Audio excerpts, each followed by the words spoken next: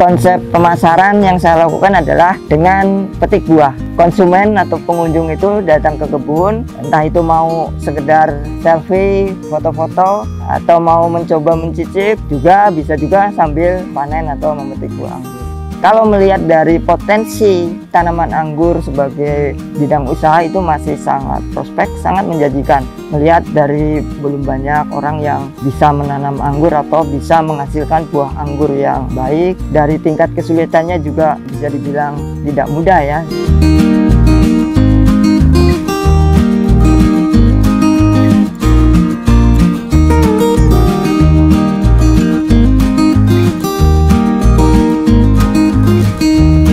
Halo, perkenalkan saya Kang Warso. Saya petani anggur dari Cilacap. Nama kebun anggur Rapati Farm. Untuk lokasi kebun di Jalan Payau, Cilacap Utara.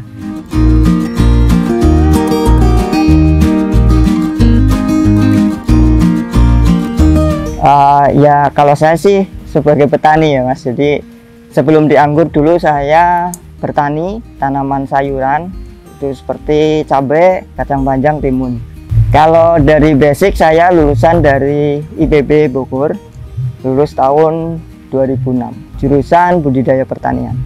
Kalau alasan memilih anggur itu bagi saya adalah tantangan ya. Jadi kalau dulu masih banyak yang belum bisa membuahkan anggur. Jadi di awal-awal anggur itu masuk ke Indonesia, masih jarang lah yang bisa membuahkan. Jadi di situ saya tertantang untuk gimana biar bisa membuahkan anggur. Di samping memang karena komoditi anggur ini adalah buah yang eksklusif dan punya nilai ekonomi tinggi. Kalau untuk ilmu budidaya saya dapat dari menyimak di sosial media, waktu itu di Facebook, di grup anggur. Kemudian saya juga praktekkan langsung di kebun. Jadi learning by doing ya. Jadi saya tanam terus dipelajari dan juga lakukan riset-riset terkait dengan cara budidaya anggur. Pertama saya mulai di rumah itu di lahan rooftop. Itu saya tanam sekitar 20 pohon. Kalau sekarang yang di kebun ini ada sekitar 90 pohon. Saya mulai di awal tahun 2018. Jadi sampai sekarang mungkin sekitar 6 tahunan. Sering Mas gagal. Dulu kendalanya adalah hujan ya, karena awal belum pakai greenhouse. Pertama bikin kebun, saya bongkar sekali tuh. Jadi karena nggak pakai greenhouse, akhirnya pertumbuhannya nggak bagus, jadi nggak seragam. Akhirnya dibongkar lagi, baru bikin lagi yang pakai greenhouse. Jadi dari awal sudah ditanam menggunakan greenhouse. Untuk bibit itu dari teman-teman di komunitas, ada yang beli, ada yang dikasih. Kemudian saya kembangkan lagi, saya perbanyak, dan sampai sekarang sudah dikembangkan untuk jadi kebun. Kalau yang sudah jadi kebun ini satu jenis, varietas Goswi, dan sekarang tambah satu lagi untuk varian yang dikebunkan, varietasnya Jupiter. Jadi untuk pemilihan varietas itu saya lakukan seleksi terlebih dahulu ya. Pertama mencari varian anggur itu yang masuk ya, artinya bisa diterima pasar, terus kemudian mudah dibudidayakan. Nah dari beberapa jenis itu yang pertama saya pilih Goswi. Alasannya karena yang pertama adalah rasanya enak, yang kedua mudah dibuahkan, terus yang ketiga panennya cepat. Kalau riset sih nggak kali ya. Jadi ketika ada jenis baru misalnya yang masuk, saya coba tanam, saya pelajari karakternya. Mulai dari riset pendahuluan dari satu pohon itu saya pelajari dulu dari karakter pembuahannya semua. Baru dilanjut riset yang kedua adalah riset untuk skala kebun. Nah untuk yang di sini termasuk riset yang kebun. Jadi ini masih kebun riset juga. Pohon anggur itu macam-macam Mas. Ada yang mudah dibuahkan, ada yang susah dibuahkan, jadi karakternya nggak sama. Makanya sebelum saya kebunkan saya pelajari dulu karakternya, terutama untuk karakter dari stabilitas produksi buahnya. Kalau untuk tanaman anggur sendiri bisa dibuahkan sampai 3 kali setahun, tetapi untuk lebih baiknya kita buahkan setahun 2 kali saja, dan itu caranya ditanam di dalam greenhouse. Untuk dari awal tanam, anggur ini butuh waktu sekitar 8-10 bulan. Jadi kalau saya dulu kebun ini panen pertama di usia 10 bulan. Untuk ukuran bibit yang ditanam itu bibit yang tinggi 60 cm. Itu usianya sekitar 4 bulan dari nancap stek. Yang pertama tentunya perawatan anggur harus intensif, mulai dari penyiraman, kemudian pemupukan, terus pengendalian hama dan penyakit, dan pemangkasan. Jadi untuk teknik pembuahan anggur itu dilakukan melalui pemangkasan atau pruning.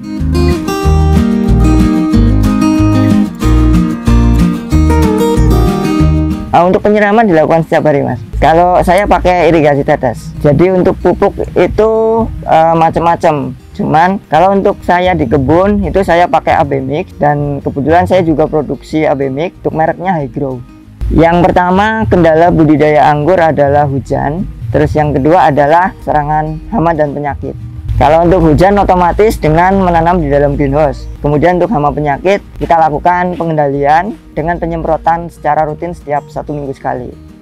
Sebenarnya nggak harus ya, tapi sangat disarankan untuk pakai greenhouse karena kalau dari segi bisnis kita harus memanage risiko. Jadi karena risikonya itu adalah hujan, maka solusinya adalah dengan menggunakan greenhouse.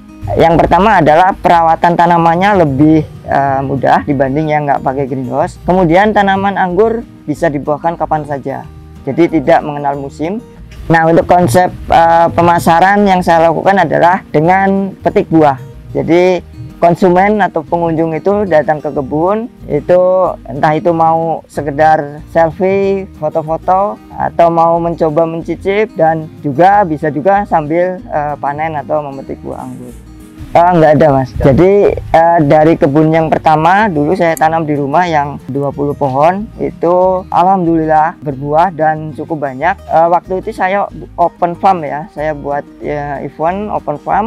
Jadi masyarakat itu bebas datang ke kebun untuk sekedar melihat atau berfoto, dan juga boleh mencicip buah. Nah, dari situ responnya sangat bagus karena lokasinya masih kecil dan akhirnya penuh sesak itu dengan orang. Nah, dari situ terpikir untuk membuat kebun yang lebih luas, dan di situ itu adalah konsep untuk pemasaran yang terpikir. Dan pengalaman untuk panen-panen sebelumnya alhamdulillah nggak ada kendala dalam pemasaran. Jadi ketika orang itu sudah mengetahui ada buah anggur, itu secara otomatis akan bercerita ke teman-temannya yang akan membuat kebun menjadi viral.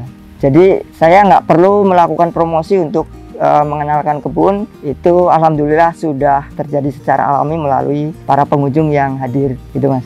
Jadi untuk bisnis di Rafati Farm itu selain menjual buah anggur, saya juga menjual bibit anggur, terus juga menjual pupuk dan perlengkapan untuk bertanam anggur. Juga ada edukasi ya. Jadi kalau seperti pelatihan itu juga bisa. Untuk Gosvi ini anggur introduksi dari Rusia. Untuk karakter buahnya rasanya manis, terus warnanya hitam. Untuk ukurannya sedang ya, bentuknya lonjong. Kemudian teksturnya crunchy dengan waktu pematangan yang cepat. Jadi kalau dari pemangkasan itu waktunya sekitar 90 hari itu sudah bisa matang. Jadi untuk terasa itu macam-macam. Ada yang kalau manis biasa ya manis, terus ada yang kalau tekstur ya, dari tekstur itu ada yang crunchy, ada yang juicy. Kemudian ada juga dari aroma. Jadi ada yang beraroma, ada yang nggak beraroma. Kemudian dari varian warna itu ada bermacam-macam, mulai dari merah, hitam, hijau, kuning, pink. Yang pertama dari kualitas rasa, terutama dari kemanisan. Sangat terlihat ya, kalau yang impor itu rasanya lebih enak, lebih manis. Terus dari bentuk juga berbeda, nggak seperti yang lokal. Kalau yang baru tanam bisa dibilang susah ya. Jadi semua itu kalau kita belum mengetahui ilmunya bisa dibilang susah. Tapi ketika kita sudah tahu celah untuk cara bertanamnya, maka menanam anggur itu nggak susah.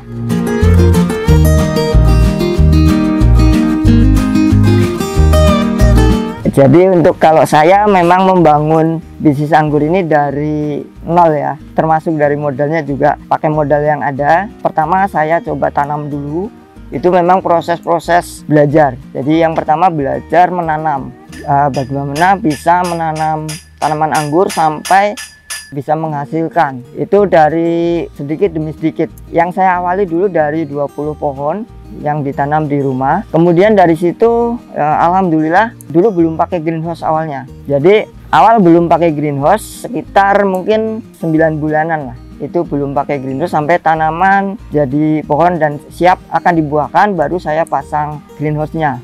Nah, itu pun hasil dari menabung. Dulu memang awalnya saya dari jual bibit dulu.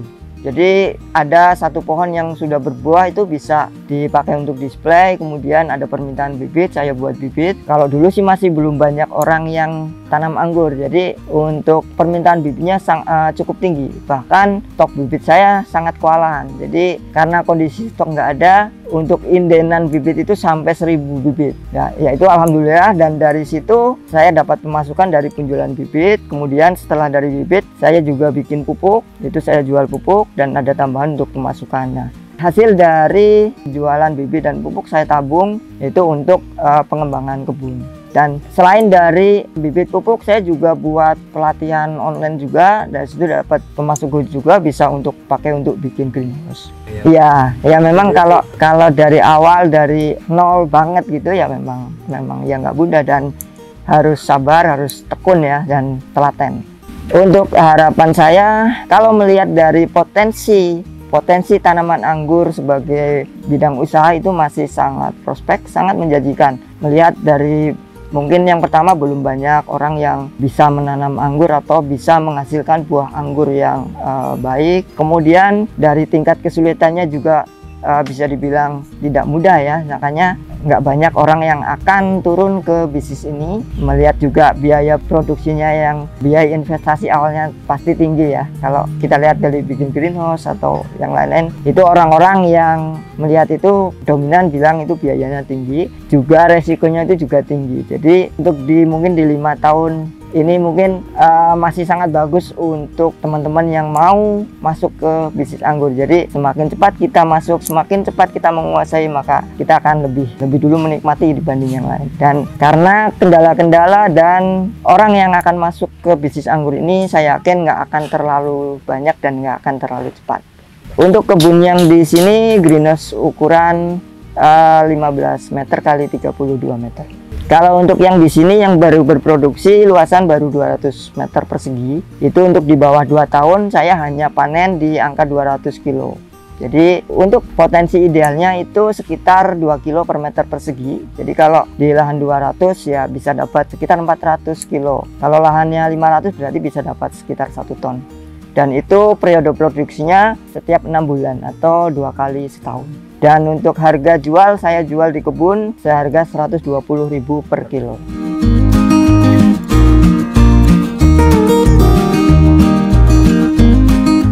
Prinsip membangun usaha itu yang pertama adalah niat ya. Jadi niatnya harus kuat. Yang kedua itu harus tekun. Kita harus tekun menjalani. Yang ketiga persisten. Ya, jadi harus kuat, ketemu kegagalan harus sabar ya, dan terus semangat, pantang menyerah. Buat teman-teman petani atau calon petani di seluruh Indonesia, dari saya adalah jangan malu menjadi petani, jangan takut menjadi petani. Petani itu profesi yang keren. Potensi pertanian di Indonesia masih sangat bagus. Selagi manusia masih membutuhkan makanan, masih membutuhkan sandang, maka bisnis di pertanian tidak akan mati. Bagi teman-teman yang ingin belajar tanaman anggur atau sekedar ingin berkunjung ke kebun anggur Rafati Farm, silakan, saya open dengan terbuka, boleh datang ke kebun. Yang pasti bikin janji dulu biar bisa ketemu langsung, karena saya nggak selalu ada di Cilacap, kadang mungkin ada keluar kota. Jadi baiknya bisa menghubungi WA saya dahulu. Untuk nomor WA-nya 0821 38111146. Buat teman-teman petani dan seluruh masyarakat Indonesia, terima kasih sudah menonton video ini. Jangan lupa subscribe channel 1000 Mimpi Petani Indonesia Maju.